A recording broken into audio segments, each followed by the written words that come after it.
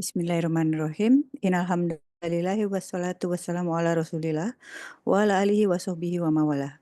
Asyhadu an la ilaha illallah wahdahu la syarikalah wa asyhadu anna sayyidan Muhammadan abduhu wa rasulullah nabiyya ba'dah. Assalamualaikum warahmatullahi wabarakatuh. Puji dan syukur tiada henti kita panjatkan kehadirat Allah Subhanahu wa Ta'ala, dan salawat serta salam kita tujukan kepada junjungan tertinggi kita, Nabi Muhammad SAW beserta keluarga juga sahabat beliau, di mana di hari yang penuh berkah ini kita dapat kembali berkumpul secara online untuk mengikuti kajian bersama Bapak Kiai Haji Dr. Ali Nurdin MA untuk mentadabburat Ali Imran ayat 53 sampai 55, yaitu Allah Subhanahu wa Ta'ala sebaik-baiknya penolong. Saya Rima Wirasakti mengundang rekan-rekan sekalian, apabila ada pertanyaan yang hendak diajukan kepada Pak Ali, silakan dituliskan melalui chat dan sesi tanya jawab akan kami adakan di bagian akhir kajian ini sekitar 15 menit. Baik, kami persilakan Pak Ali untuk memulai kajian. Waktu dan tempat kami persilahkan. Bismillahirrahmanirrahim. Assalamualaikum warahmatullahi wabarakatuh. Alhamdulillah, salatu wassalamu ala rasulillah wa ala alihi wa sahbihi wa mawalah. La hawla wa la quwwata illa billah. Allahumma faqihna fid din wa alimna ta'wil, amma ba'd. Bapak Ibu sekalian, rahimakumullah, untuk lebih berkahnya kaji kita sore ini, mari kita buka dengan membaca basmalah. Bismillahirrahmanirrahim. Baik, kita lanjutkan dan sekarang kita sudah di surah Ali Imran. Tadi sudah diinfokan oleh Mbak Rima di ayat yang ke-53, ya, di ayat yang ke-53. A'udzubillahi minasyaitonir rajim. Rabbana amanna bima anzalta wattaba'na ar-rasul faktubna ma'asyahidin. Ya. Wahai Tuhan kami telah beriman pada apa yang Kau turunkan, dan kami telah mengikuti Rasul. Oleh karena itu, tetapkanlah kami bersama orang-orang yang memberikan kesaksian. Iya, ini adalah doa dari para pengikut Nabi Isa yang disebut di ayat sebelumnya, yaitu ayat 52, yang dinamakan dengan Hawariyun, ya. Hawariyun, mereka yang selalu mendampingi, membersamai Nabi Isa alaihissalam, dan mereka selalu mengikuti risalah syariat Nabi Isa alaihissalam, beriman. Ini kalau untuk Nabi kita sering atau kita kenal dengan nama para sahabat, ya, sahabat. Nah, kalau pengikut Nabi Isa namanya Hawariyun, yang kemarin sudah kita singgung. Dan kali ini doa mereka yang dipanjatkan kepada Allah. Ya Tuhan kami telah beriman kepada apa yang Kau turunkan, dan kami telah mengikuti Rasul. Rasul di sini maksudnya Nabi Isa alaihissalam. Oleh karena itu, tetapkanlah kami bersama orang-orang yang memberi kesaksian. Baik, yang pertama, dari ayat ini kita mendapatkan beberapa pelajaran, yaitu satu, bahwa Nabi Isa alaihissalam pengikutnya berdoa dalam keadaan iman, karena memang Nabi Isa pun juga membawa ajaran yang sama dengan para nabi yang lain, termasuk Nabi kita Muhammad Sallallahu Alaihi Wasallam, yaitu apa? Intinya adalah tauhid, mengesahkan Allah. Mari kita lihat firman Allah yang lain di surah nomor 21, surah Al-Anbiya ayat yang ke-25.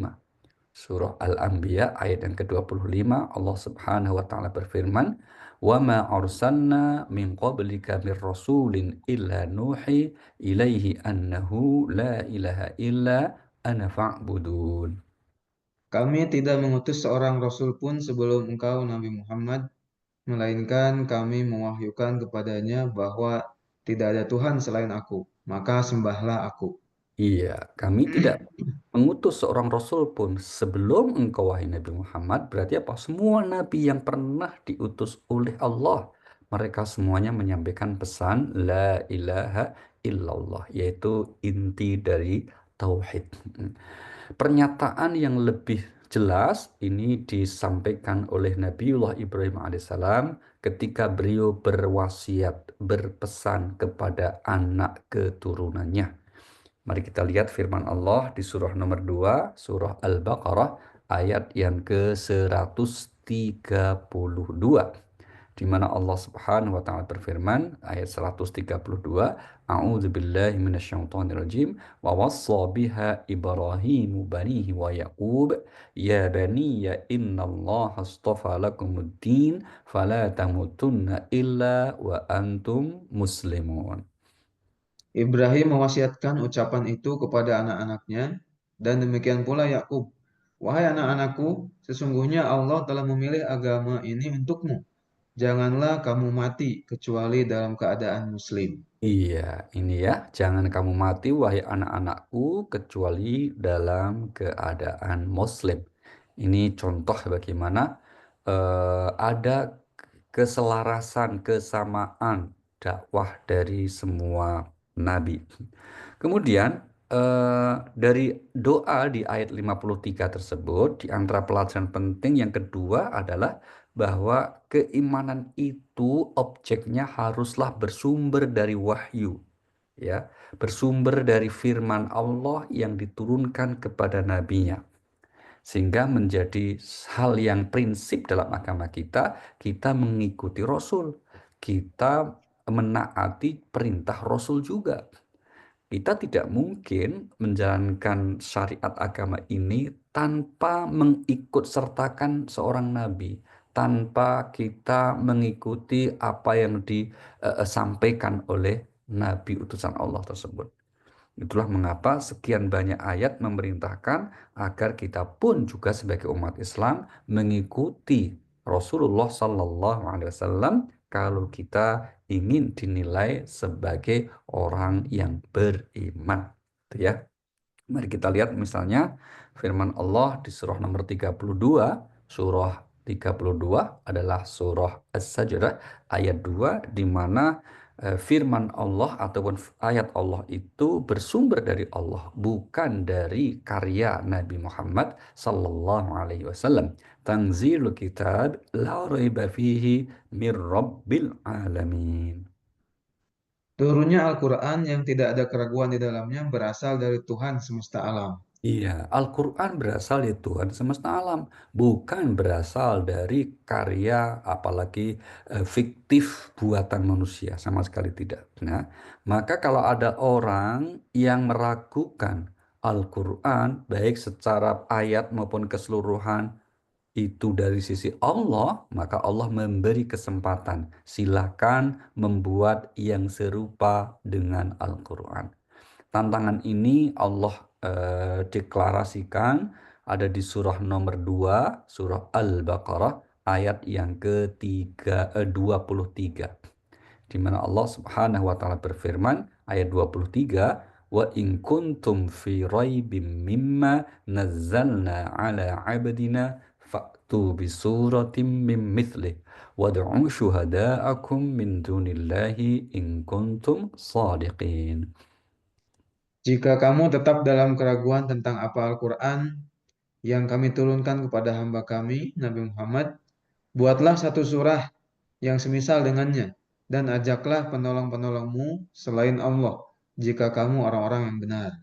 Iya, jika kalian ragu Al-Quran itu dari sisi Allah, ya sudah, berarti kan menganggap Al-Quran karya manusia. Berarti situ mungkin temennya atau bisa kawannya atau mungkin pakarnya yang lain bisa yang membuat seperti Al-Quran. Ya, bikin aja, tidak perlu 114 surah, cukup satu surah yang pendek saja.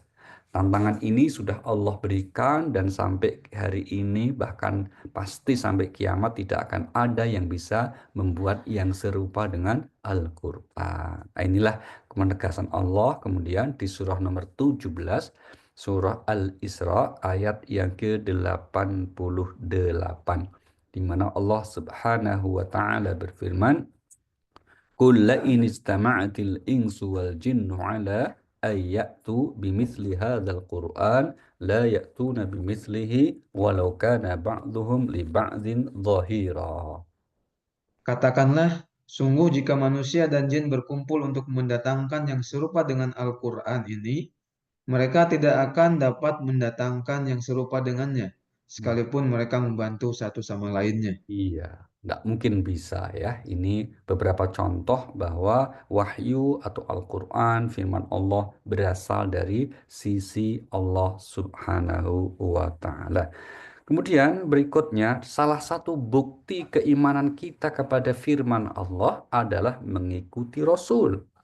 Ya, kita hanya punya satu pintu untuk menjalankan syariat, yaitu mengikuti jejak ataupun ajaran yang dibawa Rasul.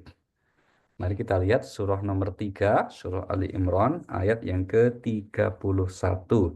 Allah berfirman, A'udzu billahi minasyaitonir rajim.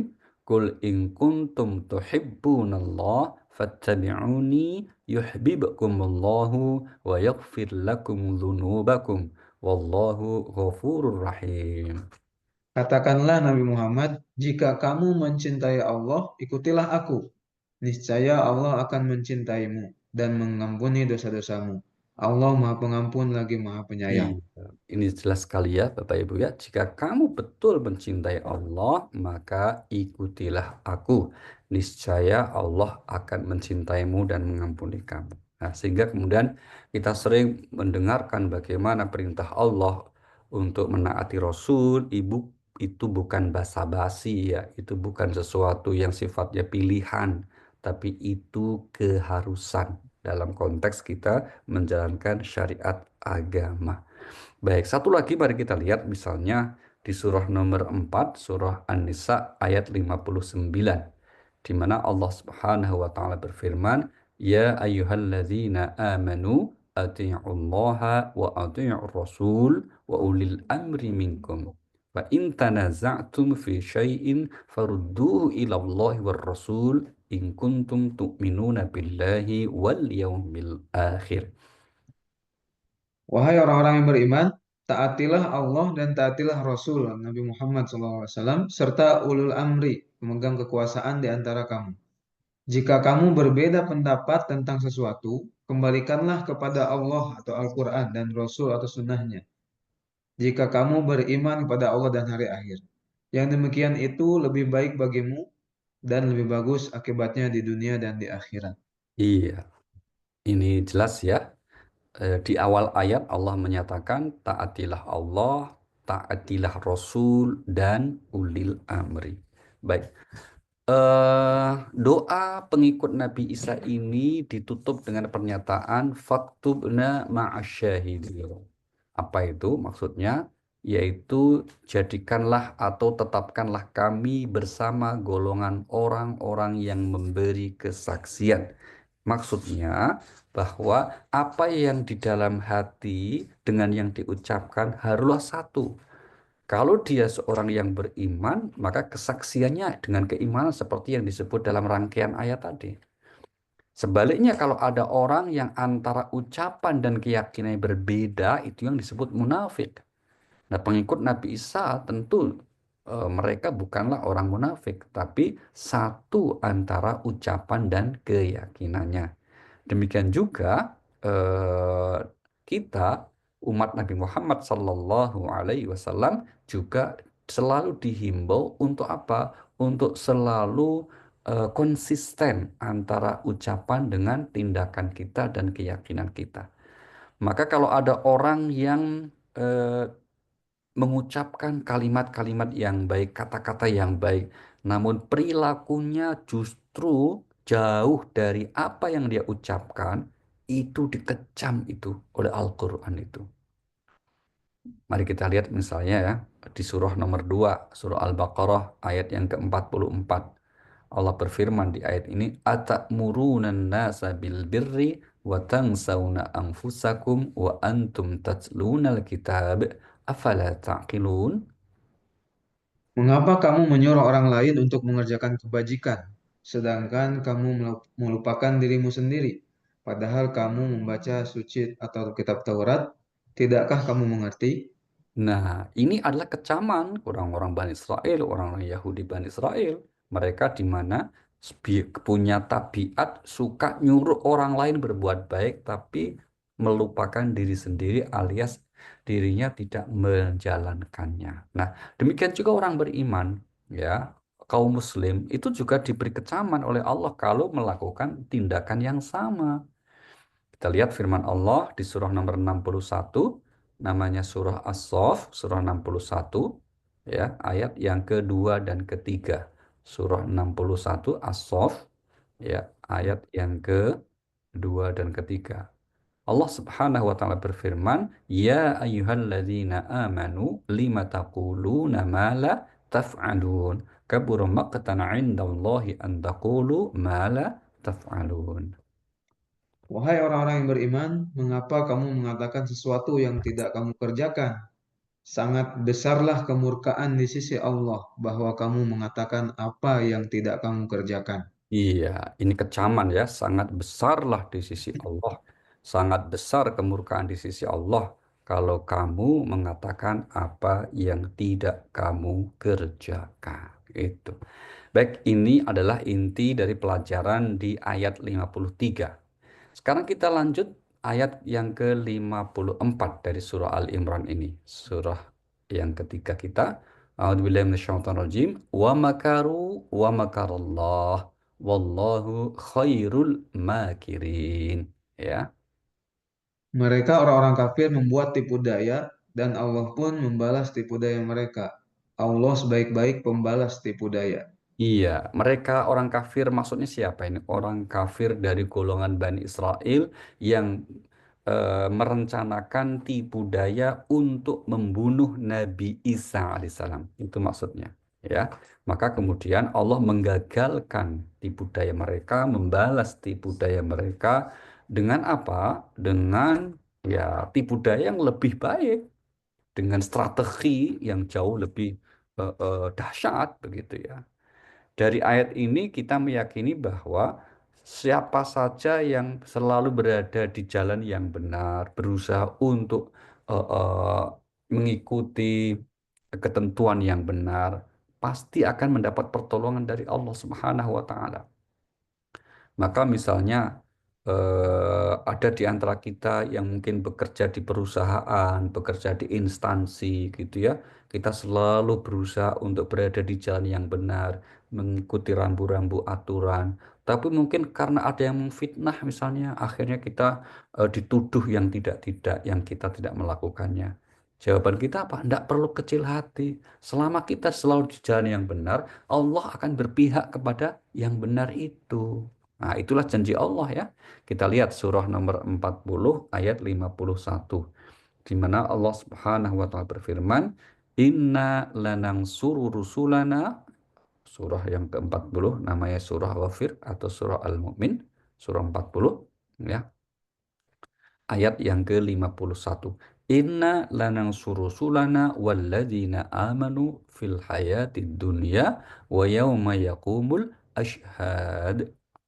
Sesungguhnya kami akan menolong rasul-rasul kami dan orang-orang yang beriman dalam kehidupan dunia. Dan Hmm. pada hari dihadirkannya para saksi atau hari kiamat. Iya, sungguh kami pasti akan menolong Rasul kami dan orang-orang yang beriman. Ini ya Pak Ibu. Kalimat dan orang-orang yang beriman.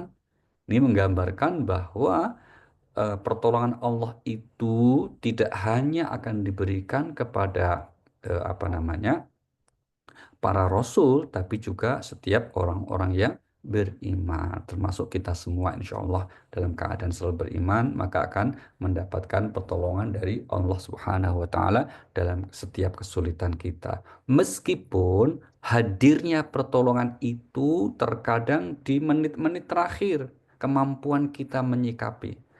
Di saat-saat terakhir setelah kita merasa sudah di titik nadir kita menghadapinya, gitu ya. Mari kita lihat firman Allah yang menggambarkan hal ini di surah nomor 2 Al-Baqarah ayat 214, 214, 214 ya. Bukan 212 ya. Allah berfirman, "Am hasibtum an tadkhul jannah wa lamma ya'tikum mathalul ladzina khalau min qablikum massatumul ba'sa wad dharra wa zulzilu hatta yaqula ar-rasul wal ladzina amanu ma'ahu mata nasrullah." Ala inna nasrallahi qarib. Apakah kamu mengira bahwa kamu akan masuk surga, padahal belum datang kepadamu cobaan seperti yang dialami orang-orang terdahulu sebelum kamu? Mereka ditimpa kemelaratan penderitaan, dan diguncang dengan berbagai cobaan. Sehingga Rasul dan orang-orang yang beriman bersamanya berkata, "Kapankah datang pertolongan Allah? Ingatlah, sesungguhnya pertolongan Allah itu dekat." Iya, kapan pertolongan Allah? Ini sampai kemudian merasa bahwa itu hal sudah berat ya. Maka ingatlah atau ketahuilah sungguh pertolongan Allah itu sudah dekat.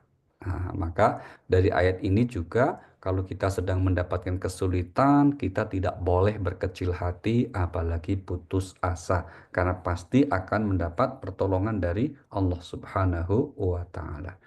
Kemudian dari ayat 54 ini juga kita mendapatkan pelajaran yang kedua apa? Bahwa tipu daya makhluk, rencana makhluk, manusia dalam hal ini ya, eh, se sesempurna apapun, sehebat apapun, tidak mungkin mengalahkan kuasa Allah. Itu. Dari ayat yang mengatakan wa makaru wa makarallah ya, itu maksudnya adalah tipu daya mereka orang kafir itu membuat tipu daya sedemikian rupa. Enggak mungkin itu akan mengalahkan rencana kuasa Allah Subhanahu wa taala. Mari kita lihat kalau ini kan Nabi Isa ya. Bagaimana dengan Nabi kita? Apakah Nabi kita pernah mengalami hal yang mirip atau bahkan sama? Kita lihat firman Allah di surah nomor 8, surah Al-Anfal, surah nomor 8, surah Al-Anfal ayat yang ke-30. Allah Subhanahu wa taala menggambarkan kondisi yang pernah dialami oleh Nabi kita Muhammad sallallahu alaihi wasallam. Wa id yamkuru bika alladziina kafaru liyuthbituka aw yaqtuluka aw yukhrijuk wa yamkuruna wa yamkurullah wallahu khairul makirin. Ingatlah ketika orang-orang yang kufur merencanakan tipu daya terhadapmu Nabi Muhammad untuk menahan, membunuh atau mengusirmu. Hmm, Mereka membuat tipu daya dan Allah membalas tipu daya itu. Allah iya. adalah sebaik-baik pembalas tipu daya. Ini konteksnya adalah menggambarkan bagaimana Nabi kita pernah hendak mereka bunuh ya disebutnya ini ya, menahan, membunuh, mengusirmu gitu. Sehingga puncaknya ketika Nabi mau dibunuh, akhirnya Allah perintahkan untuk berhijrah dan Nabi diselamatkan, tapi mereka kemudian gagal dan pada puncaknya mereka justru malah mengalami kebinasaan. Nah, itulah gambaran siapa saja yang melakukan tipu daya, melakukan kejahatan, pasti akan dikalahkan. Itu sudah pasti ya Pak Ibu ya. Yang jahat pasti akan mengalami kekalahan. Ya, karena apa? Karena ya begitulah makhluk itu punya keterbatasan-keterbatasan. Tidak mungkin akan sanggup mengalahkan Allah Subhanahu wa Ta'ala. Satu lagi yang juga menggambarkan bahwa Allah tidak mungkin dikalahkan itu, Allah firmankan di surah nomor 27, surah 27, namanya surah An-Naml, surah 27, pada ayat yang ke-50 dan 51. Di mana Allah Subhanahu wa taala berfirman di ayat ini, surah ayat 50-nya, "Wa makaru makrau wa makarna makrau wa hum la yash'urun." Fanzur kaifa kana akibatu makrihim anna dammarnahum wa qaumahum ajma'in. Mereka membuat tipu daya dan kami pun menyusun tipu daya, sedangkan mereka tidak sadar. Hmm, Perhatikanlah bagaimana akibat tipu daya mereka bahwa sesungguhnya kami membinasakan mereka dan semua kaumnya. iya, ini ya. Jadi pengalaman orang-orang kafir yang selalu membuat tipu daya ini bukan baru ya, tapi selalu dilakukan oleh orang-orang yang menentang terhadap semua nabi yang pernah Allah utus. Ini yang kemudian menjadikan pelajaran penting bahwa pertarungan antara kejahatan dan kebaikan itu akan selalu ada, akan selalu ada di dunia ini sepanjang masih ada kehidupan. Baru selesai setelah kiamat tiba nanti. Tapi kalau masih ada hidup, pertarungan itu akan selalu ada. Nah, maka kemudian kita diingatkan untuk tidak berkecil hati sepanjang kita dalam posisi yang benar, begitu ya. Kemudian dari ayat ini juga Allah Subhanahu wa taala menggambarkan bahwa pembalasan dari Allah terhadap kejahatan manusia itu pastilah lebih dahsyat, sempurna. Ini bukan perkara dendam ya Pak Ibu, tapi ini persoalan ketika orang telah melakukan perbuatan zalim terhadap dirinya sendiri. Ya namanya menzolimi dirinya sendiri. Ya perbuatan seperti itulah yang kemudian justru mencelakai dirinya sendiri. Kita lihat firman Allah di surah 40, ya, surah Ghafir lagi-lagi, surah 40, surah Ghafir pada ayat yang ke-46, surah 40, surah Ghafir, surah ya ayat 46. Allah Subhanahu wa taala berfirman, A'udzubillahi minasyaitonirrajim. Ya, di ayat ini digambarkan bagaimana mereka mendapat balasan kelak nanti di akhirat. Berupa apa? Berupa siksa di dalam kubur sudah dimulai. An-naru yu'raduna 'alaiha ghuduwa wa 'ashiyya wa yawma taqumus sa'ah adkhilu ala fir'auna asyaddal 'adzab. Neraka diperlihatkan pada mereka di alam barzakh pada pagi dan petang. Pada hari terjadinya kiamat, dikatakan, masukkanlah Firaun dan kaumnya ke dalam sekeras-keras azab. Iya, ini balasan yang akan diterima. Contoh ya, oleh orang yang ketika di dunia durhaka, Masya Allah, di dalam kubur pun mereka sudah diperlihatkan. Ya, aneka macam siksa yang akan mereka terima kelak nanti di akhirat. Na'udzubillahi min dzalik. Baik, kemudian dari ayat 54 ini juga Bapak Ibu ketika Allah menyatakan bahwa wallahu khairul makirin, Allah sebaik-baik pembuat tipu daya, maknanya adalah kalian jangan takut dengan konspirasi orang yang ingin menjatuhkan, mengfitnah kita. Hamba Allah yang beriman, jangan ada sedikit pun kecemasan ya ketika harus menghadapi konspirasi sikap orang yang jahat kepada kita. Mengapa demikian? Karena kejahatan makhluk itu tidak akan bisa sampai mencelakai seseorang mukmin kecuali sebatas yang diizinkan oleh Allah. Itu ya. Ini yang kemudian Allah firmankan di surah nomor 3, surah Ali Imran, ayat yang ke-120. Ya, surah 3, 120, Allah Subhanahu wa taala berfirman, In tamsaskum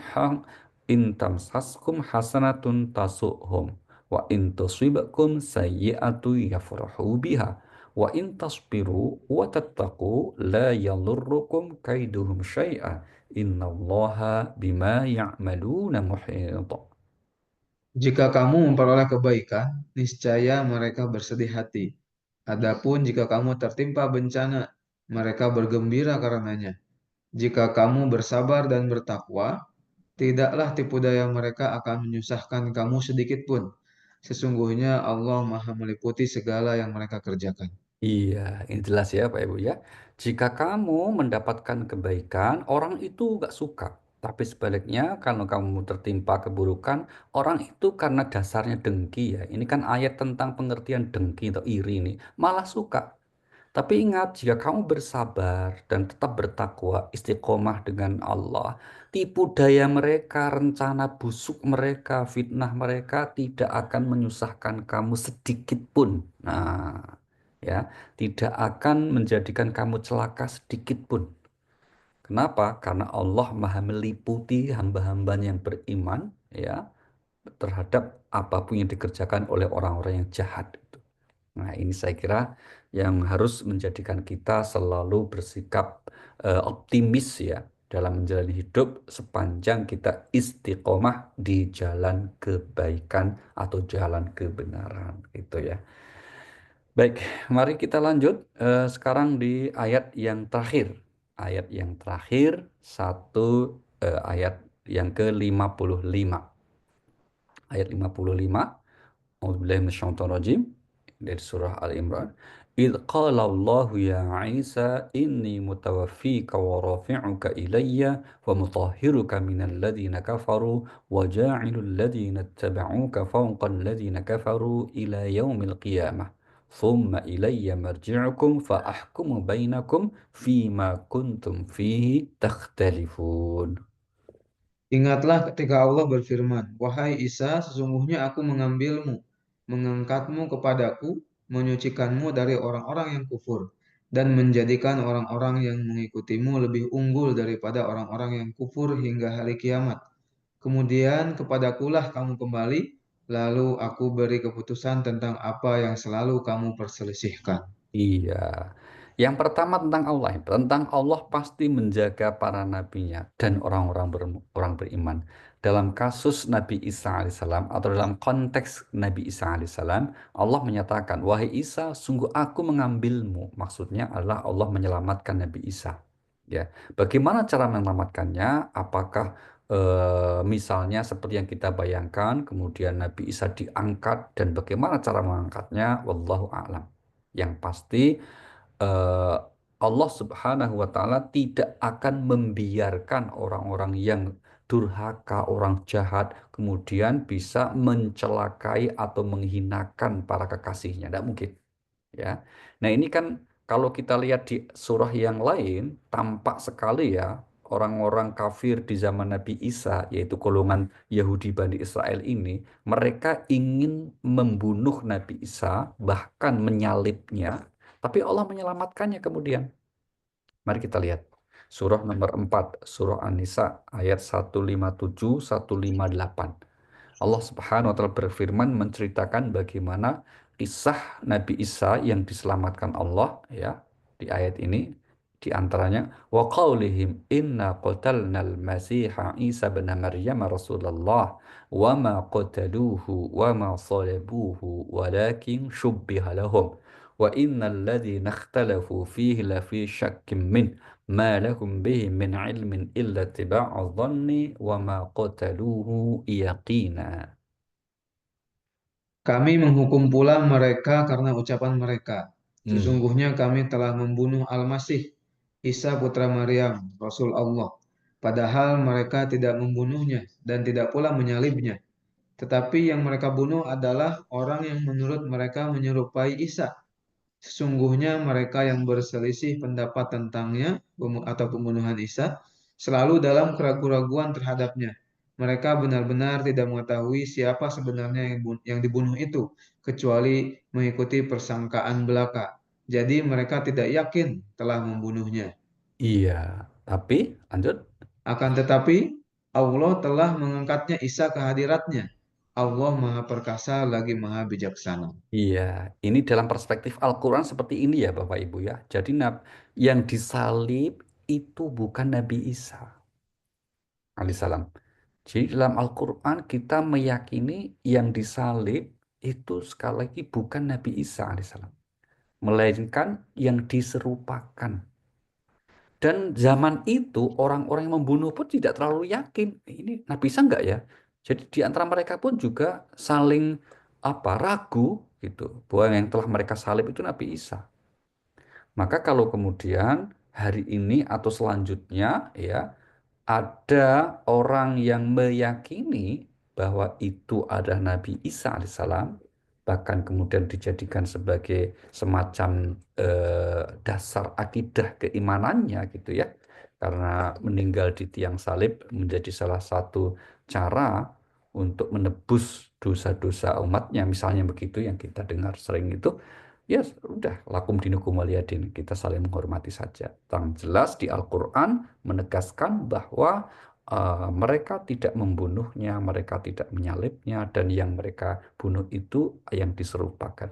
Pertanyaannya, Nabi Isa sendiri terus kemana? Gitu. Nah, inilah ayat apa namanya 158-nya. Allah mengangkatnya, ya, kehadiratnya.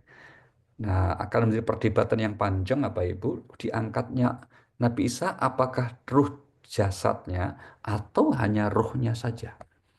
Ini masing-masing para ulama beradu argumentasi ini. Jawaban kita apa? Allah alam. Yang pasti dalam perspektif Al-Quran kita tidak dan juga dalam sejarah yang tervalidasi ya kita tidak mengetahui sebetulnya makam Nabi Isa sendiri di mana. Allah alam. Kalau Nabi Muhammad kan kita tahu makamnya di samping Raudhah itu adalah tempat Rasulullah dimakamkan. Demikian juga ada beberapa nabi yang lain yang diduga kuat makamnya jelas. Tapi untuk Nabi Isa, wallahu alam. Yang jelas Al-Quran mengabarkan bahwa Allah telah mengangkat Nabi Isa ke hadiratnya. Nah, itu ya.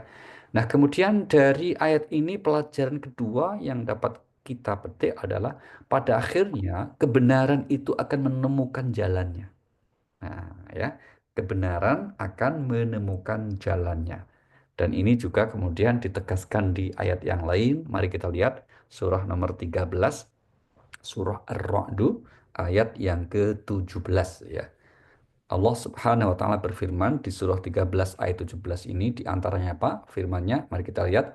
Anzala minas sama'i ma'an fasalat audiyatum biqadariha fahtamala sailu zabadar rabi' wa mimma yuqiduna alaihi fin nari ibtigha'a hilyatin aw mata'in zabadun mithluh. Silakan. Dia telah menurunkan air dari langit, lalu mengalirlah air itu di lembah-lembah sesuai dengan ukurannya. Arus itu membawa buih yang mengambang dari apa atau logam yang mereka lebur dalam api untuk membuat perhiasan atau alat-alat. Ada pula buih seperti buih arus itu. Demikianlah Allah membuat perumpamaan tentang hak dan batil. Buih akan hilang tidak berguna, sedangkan yang bermanfaat bagi manusia akan menetap di dalam bumi.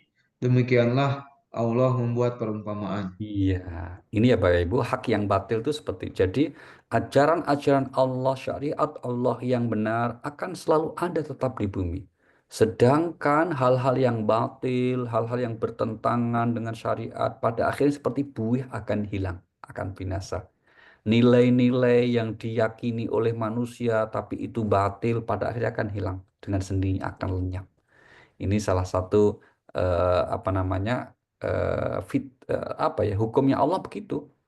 Maka di sini katakan apa? Fa ammazzabadu fayadhabu jufa'a wa ammama yanfa'un nasa fayamkusu fil ard.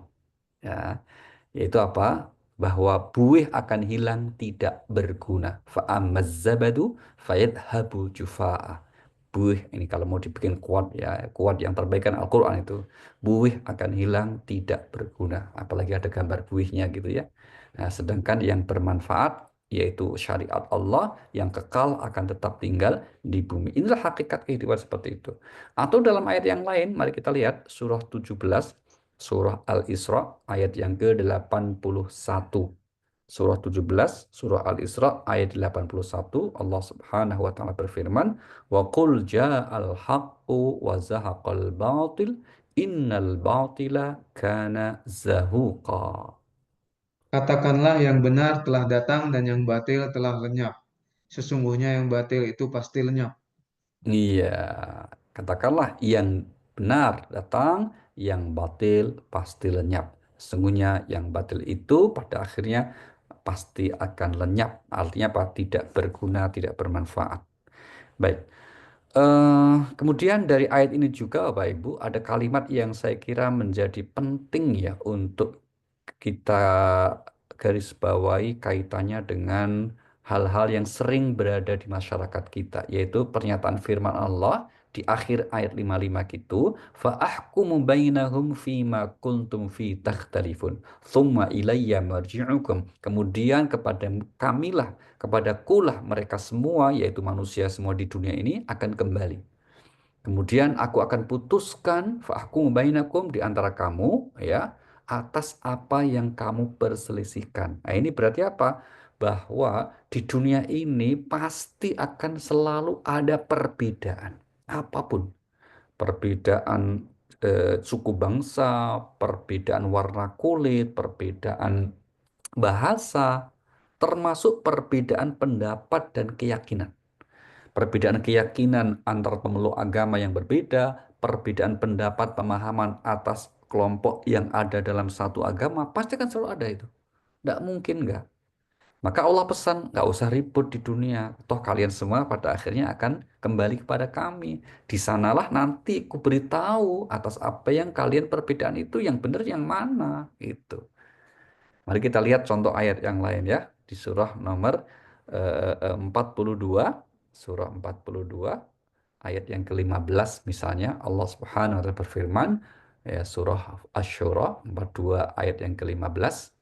Di ayat ini Allah Subhanahu wa taala berfirman a'udzu billahi minasyaitonir rajim falidzalika fad'u wastaqim kama umirta wa la tattabi' ahwa'ahum wa qul amantu bima anzalallahu min kitab wa umirtu li'a'dila bainakum Allahu rabbuna wa rabbukum lana a'maluna wa lakum a'malukum la hujjata bainana wa bainakum Allahu yajma'u bainana wa ilaihil masir. Oleh karena itu, serulah mereka untuk beriman. Tetaplah beriman dan berdakwah sebagaimana diperintahkan kepadamu Nabi Muhammad. Dan janganlah mengikuti keinginan mereka.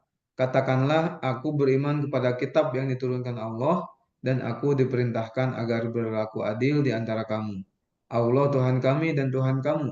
Bagi kami perbuatan kami, dan bagimu perbuatanmu. Tidak perlu ada pertengkaran di antara kami dan kamu. Allah mengumpulkan kita dan kepadanya lah kita kembali. Nah, tidak perlu ada pertengkaran di antara kami dan kamu disebabkan perbedaan-perbedaan yang terjadi. Toh pada akhirnya Allah akan mengumpulkan kita dan kepadanya lah kita semua kembali. Ini ya pernyataan firman Allah yang saya kira cukup tegas untuk menyerahkan keputusan akhir itu hanya kepada Allah Subhanahu wa taala. Satu lagi di ayat yang lain kita lihat surah 34 yaitu surah Saba ayat yang ke-26. Allah Subhanahu wa taala berfirman, A'udzubillahi minasyaitonirrajim, Qul yajma'u bainana rabbuna thumma yaftahu bainana bil haqq wa huwal fattahul alim. Katakanlah, Tuhan kita pada hari kiamat akan mengumpulkan kita, kemudian memutuskan perkara di antara kita dengan hak. Hmm. Dialah yang maha pemberi keputusan lagi maha mengetahui. Iya, gitu ya. Katakanlah Tuhan kita, ya, karena Tuhan manusia semuanya satu sebetulnya, hakikatnya itu Allah Subhanahu wa taala, pastilah akan mengumpulkan kita, kemudian memutuskan perkara di antara kita dengan hak, dengan benar. Dialah yang maha pemberi keputusan lagi maha mengetahui. Maka mengurangi dosis kesukaan menilai amal orang itu sikap yang bijaksana. Ya, jangan sampai orang berlebihan suka untuk menghakimi amal orang lain, menghakimi pemahaman orang lain, ya, dengan kalimat-kalimat yang kurang bijaksana seperti kata-kata sesat, seperti kata-kata yang lain yang tidak nyaman untuk kita dengarkan, yang justru bukan mendekatkan malah menjauhkan, ya, ini yang tentu harus dihindari. Karena kita meyakini pada akhirnya setiap orang akan mempertanggungjawabkan amal perbuatan masing-masing kelak di hadapan Allah Subhanahu wa Ta'ala. Oke, begitu. Moga Mbak Rima, kita lanjut ke sesi berikutnya.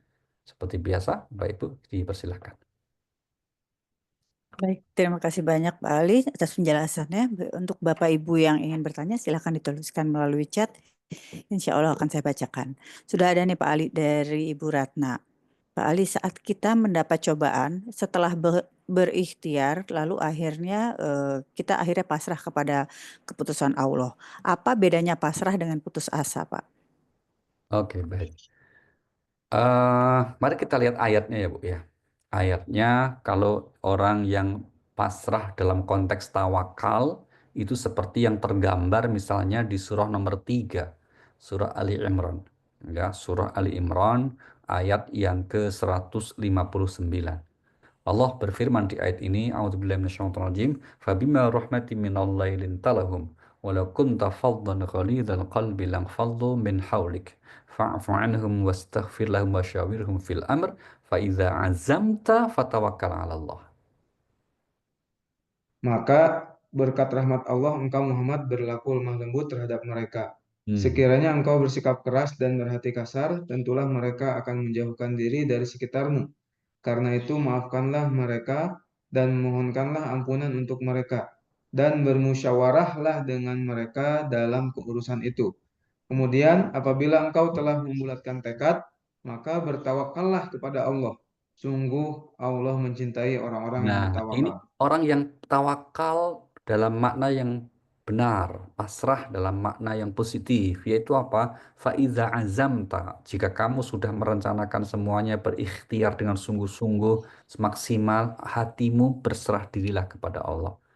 Hatimu pasrahlah kepada Allah. Harapanmu tujukan di hatimu hanya kepada Allah. Itu namanya orang tawakal, Bu. Itu pasrah tawakal ya. Bedanya apa dengan orang yang putus asa? Orang putus asa itu digambarkan misalnya apa? Mari kita lihat surah nomor 12 ayat yang ke-87. Allah berfirman, "Ya bani yadhabu fatahassasu mir rauhillah innahu la yai'asu mir rauhillah illal qaumul kafirun." Wahai anak-anakku, pergilah kamu, carilah berita tentang Yusuf dan saudaranya dan jangan kamu berputus asa dari rahmat Allah. Sesungguhnya yang berputus asa dari rahmat Allah hanyalah orang-orang yang kafir. Iya, jadi beda sekali ya Bu ya. Kalau putus asa berarti orang ini di hatinya sama sekali tidak ada tersisa harapannya kepada pertolongan Allah. Tidak ada itu. Tapi yang ada kemudian menggerutu, boleh jadi malah putus asa dalam makna dia berprasangka buruk kepada Allah atau kemudian menjauh dari taat kepada Allah. Itu namanya putus asa. Bahkan mungkin menyakiti diri sendiri, bahkan ada yang sampai bunuh diri. Na'udzubillah min dzalik. Itu adalah beberapa ekspresi contoh keputus asaan. Akan berbeda dengan orang yang bertawakal. Oke, terima kasih. Baik, Pak Ali tadi kan Bapak sempat bilang ya bahwa ada ayatnya sih tadi bahwa kalau orang tuh benar tapi ada yang melakukan tipu muslihat, berniat jahat kepada dia, maka tidak akan kejahatan itu tidak akan sampai kepadanya kecuali yang diizinkan oleh Allah. Mm-mm. Itu kenapa sampai diizinkan ya Pak ya? Oke, Ya. pertanyaan bagus ini. Kenapa sampai Allah izinkan kok ada misalnya contoh nabi yang celaka? Kan ada yang nabi dibunuh, Mbak. Ya gitu kan. Kan ada juga orang soleh yang di kantor misalnya akhirnya betul-betul eh, karena fitnah orang itu dia akhirnya dihukum misalnya. Atau bahkan di penjara misalnya. Seperti Nabi Yusuf juga dulu kan difitnah. Akhirnya masuk penjara misalnya. Nah itu pasti ada hikmahnya itu Mbak. Ketika Allah mengizinkan sesuatu hal yang dinilai buruk atas rencana jahat seseorang atau makhluk akhirnya menimpa orang baik, itu pasti ada hikmahnya. Di antara hikmahnya kalau Nabi ya berarti ya memang sudah pasti mendapat syahid. Yang kedua kalau itu orang soleh pasti ada rencana. Dalam konteks Nabi Yusuf ternyata Nabi Yusuf di penjara itu malah justru banyak menyebarkan agama di penjara. Ya toh? Demikian juga yang lain. Pasti akan ada hikmahnya ketika Allah mengizinkan satu hal yang dalam tanda petik buruk menimpa seorang hamba yang baik. Nah, gitu ya. Maka kalau kita lihat contoh di Al-Quran ayatnya misalnya gini. Mari kita lihat surahnya nomor 24 ayat yang ke-11. Ini fitnah yang pernah menimpa Sayyidah Aisyah radhiyallahu anha. Innalladzina ja'u bil ifki usbatum minkum la tahsabu syarral lakum bal huwa khairul lakum. Sesungguhnya orang-orang yang membawa berita bohong itu adalah dari golongan kamu juga. Hmm. Janganlah kamu mengira berita itu buruk bagi kamu, bahkan itu baik bagi kamu. Hmm. Setiap orang dari mereka akan mendapat balasan dari dosa yang diperbuatnya. Dan barang siapa di antara mereka yang mengambil bagian terbesar dari dosa yang diperbuatnya, dia mendapat azab yang besar pula. Nah, itu ya, bagi jangan kamu menduga bahwa penyebaran fitnah terhadapmu itu buruk, itu baik. Salah satu kebaikannya akhirnya apa? Ketahuan selama ini siapa sih yang ternyata berperan sebagai musuh dalam selimut. Ketahuan kedoknya akhirnya semua terbuka. Selama ini kita kan nggak punya bukti, selama ini kita hanya menduga-duga, bahkan suuzon. Ternyata yang kita duga selama ini baik, ternyata jahat. Yang kita curigai tadinya jahat, ternyata dia yang baik membela kita. Nah, itu akan terbuka. Salah satu hikmahnya begitu. Sampai kemudian beberapa contoh kasus di mana seringkali ada orang yang baik yang juga tertimpa hal-hal yang diduga buruk itu. Oke, gitu, Mbak. Baik, terima kasih Pak Ali. Lalu ada pertanyaan dari Pak Ismail Akbar. Ustadz, dari rukun iman keempat, kita percaya kepada nabi-nabinya. Bolehkah kita bersalawat kepada mereka selain Nabi Muhammad bila nama mereka disebut, walaupun mungkin mereka tidak bisa memintakan syafaat kepada Allah bagi kita, semata-mata rasa hormat kita pada perjuangannya. Terima kasih Pak. Oke, baik. Mari kita lihat. Mari kita lihat ayatnya ya. Surah nomor 37. Surah nomor 37 ya. Pada ayat yang ke 180 dan 181. Allah Subhanahu wa taala berfirman, Subhana rabbika rabbil izzati amma yasifun wassalamun alal mursalin walhamdulillahi rabbil alamin. Maha suci Tuhanmu, Tuhan yang maha perkasa dari sifat yang mereka katakan. Dan selamat sejahtera bagi para rasul. Oke, selamat Ya, sejahtera bagi para rasul. Ini Pak, ini ya dalilnya di ayat Al-Quran, surah As-Saffat ayat yang ke-181 ini, yaitu Allah menyampaikan ucapan selamat sejahtera para rasul. Salamun alal mursalin, ya, salamun alal mursalin. Maka kita mengikuti apa yang Allah contohkan di sini, maka untuk nabi kita, maaf, nabi selain nabi kita maksudnya, itu kita mengikutinya dengan doa untuk mereka dengan ucapan apa? Alaihissalam. Isa alaihissalam. Ibrahim alaihissalam. Kira-kira gitu ya Pak ya. Nah, maka singkatannya biasanya AS. Alaihissalam. Kalau Nabi kita SAW kan gitu kan. Karena untuk Nabi kita memang tidak hanya salam tapi juga sholawat. Seperti di surah Al-Ahzab itu kan innallaha wa malaikatahu yusholluna 'alan nabi ya ayyuhalladzina amanu shollu ya. Maka wahai orang beriman ucapkanlah solawat dan salam kepada Nabi kita Muhammad sallallahu alaihi wasallam. Tapi kalau Nabi lain tidak ada kata solawatnya, hanya salam saja. Ya, hanya salam saja. Meskipun nanti juga khusus Nabi Ibrahim misalnya alaihissalam itu juga ada solawatnya. Maka sering disebut dengan istilah solawat khusus, solawat Ibrahimi. Karena di luar Nabi Ibrahim, Nabi lain-lain, ya, dua Nabi itu umumnya kita mengucapkannya adalah apa?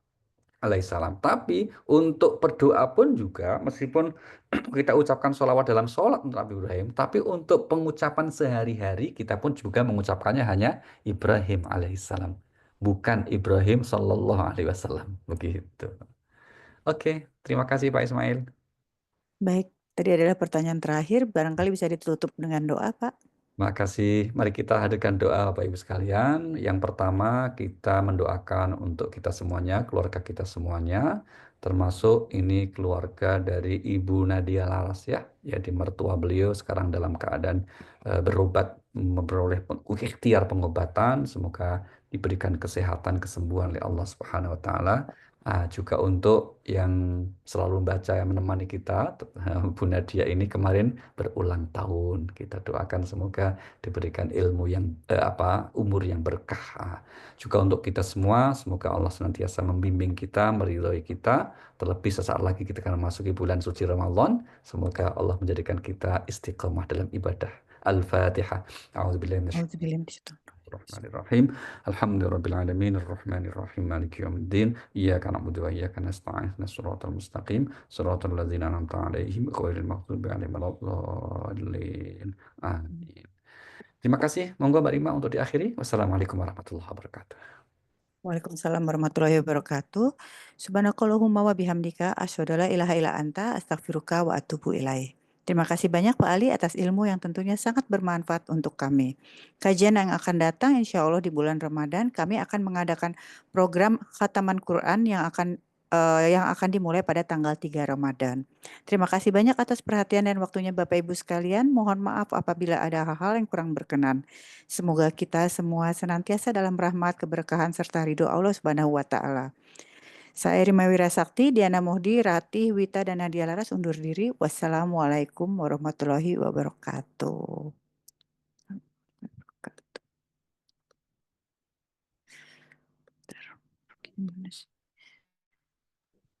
Makasih Mbak Rima. Makasih Bu. Makasih Mbak Rima. Waalaikumsalam.